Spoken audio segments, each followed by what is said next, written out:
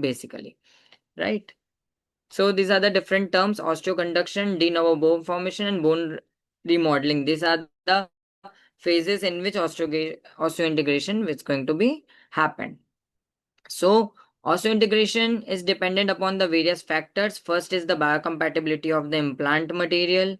Second, implant surface and designs.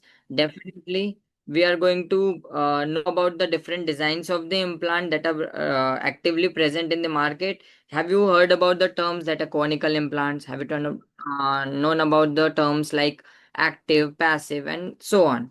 The status of the implant bed means where the implant is being placed, the condition of the bone, and everything. Second, the surgical technique. Surgical technique includes if you are dealing with the immediate, if you are dealing with the delayed placement as well as loading. The placement word is different from the loading word. It means if you are placing an implant immediately, it means you are extracting the tooth and immediately you are placing the implant. But if you are loading the implant immediately or not, that is a different concept. So if you are if you had an implant done in your patient and if you're loading on the same day or within a 24 hours, then it is known as immediate loading.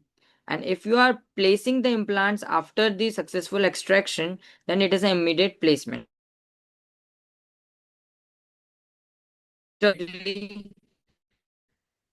Then load conditions and so on.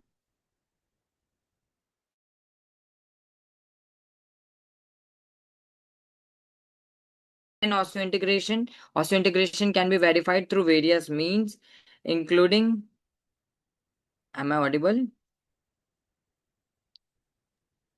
Yes, doctor. Dr. Sophia, am I audible? Yes, you're audible.